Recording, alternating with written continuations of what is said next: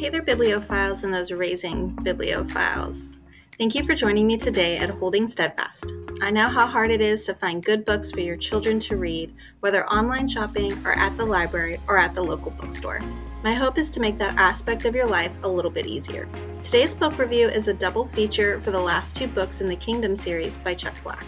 Book 5 in the series is called Kingdom's Quest, and it is continuing with this allegorical series that Chuck Black has put together. This book in particular contains the story of Gavonal and his quest to share the truth about the prince post his conversion in book 4. So if you have seen my earlier book reviews and you've been following along, you have an idea that Gavonal is this Paul-like character in the Kingdom series. So the main highlights of this installment in the story is the addition of Kiana. So Gavonal and his companions travel to a city that's known for slave trading, and in an attempt to proclaim the name of the prince and his truth, Gavonal confronts the people involved with a particular ragamuffin of a young lady, Kiana, who's up for an auction. She's known for being crazy and for recently having stabbed her previous master. In contempt and mockery of all that Gavonal has been proclaiming to them about their need to turn away from slavery, the people decide to release her into his care. Once she is released, she runs away into the town. Gavonal, and with the help of two friends, they try to seek and find her. He does find her, and he sets her up in a local inn, and he is paying for all of her needs. Kiana is deeply scared and hate-filled, but she does stay with Gavonal and Weston as they travel. And it is night after an attempt to stab Gavonal that her story is actually revealed. So in book 4, Gavonal is confronted by this actual same girl who's taken captive by the Shadow Warriors, and she is seeking for him to help her and defend her. But instead, Gavonal allows, at the time he was just Gavin, but he allows the Shadow Warriors to continue on their way and to take her captive because it is of no concern to him at the moment of what he's doing. So he did not care to add trouble to himself at the time, and his goal at that moment was to eradicate the followers of the prince. So now he is confronted with the man that he used to be and the hurt that he's caused, because it was at his hands that she continued into slavery and abuse by the Shadow Warriors.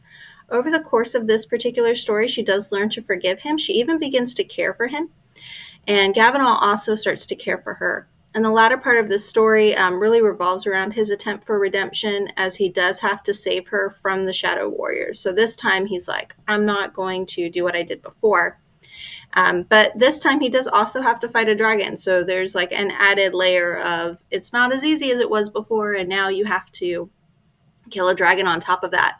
Prior to all of this, Gavonal does travel to a land with a statue to an unknown lord, and he chooses to fight in the Knights Tournament in the name of the unknown lord in order to proclaim the name of the people to the prince. He is successful in his efforts, and hearts are opened in the region to the truth that he has to share. Readers will certainly enjoy the intense battle scenes that are given in this particular section of the book. Gavonal does return to Chessington, and he must confront Caiaphas, who is the leader of the noble knights. So since this time, he has been gone. Caiaphas exiles him from Chessington and sends him on a ship, captained by a man named Dante, to the land of Namor. While on the journey to Namor, they are chased by tempests and must find safe harbor among some haunted isles. Gavonal discovers what is really haunting these isles, and he frees the people from its grip before finally arriving to Namor.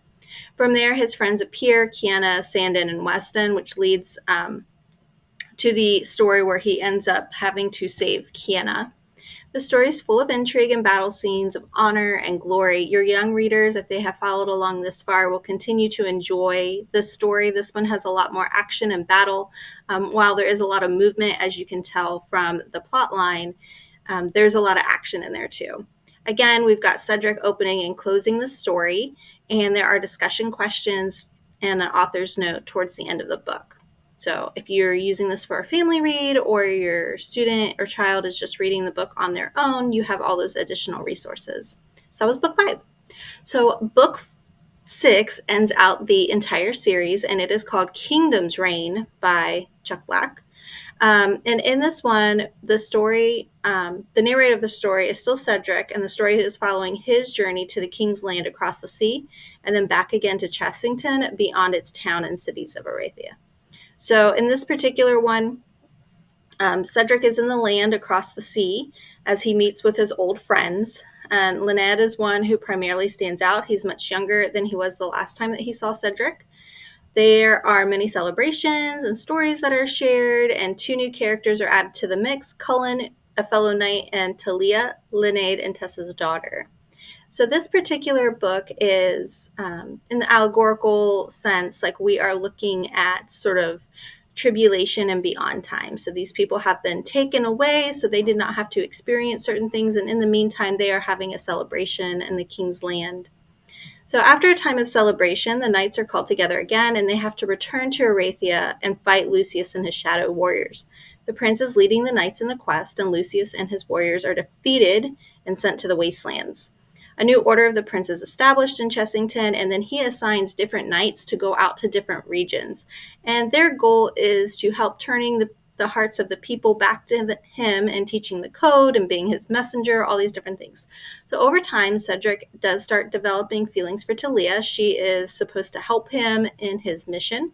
She does not reciprocate much until later in the story. So there is an element of romance or love within the story between those two. Everything presented, though, is clean and pure, so parents don't have to worry about anything unsavory in that regard. The climax of the story comes when all those who have been sealed by the prince are to return to Chessington for the 10th anniversary celebration. Cedric and Talia are on their way, but when they stop at a particular village, something just doesn't seem right, and it isn't before long before they find themselves in the midst of a rebellion. Talia is shot by an arrow, and Cedric is imprisoned. Weeks have passed. Everything seems bleak. The time is drawing near. They don't know what's going to happen. Lots of people are being imprisoned, and the shadow warriors have escaped from the wasteland. So everything is pretty dark. Due to the time that has passed, Talia and Cedric do not have much time. She does show up, and she is able to save them. And so they are in a hurry to get to Chessington, and they want to warn the prince about the rebellion that is taking place. The prince, however, he is not concerned once he hears the news, and he boldly faces Lucius in a field of battle to announce Lucius's imminent destruction. The king appears and shoots an arrow and burns and destroys everything that is not sealed by the prince. The book ends with the people setting sail with the king and prince to the new Chessington.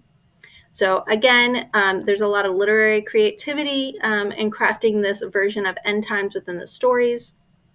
You can see a lot of allegorical connections. So overall, I thought the series was very well done. I've added a few more of Chuck Black's readings to my reading list, and so I'm looking forward to reading those. He has a sci-fi series that I think might be very interesting. So I will read those and hopefully get some reviews done for you and give you some feedback on those.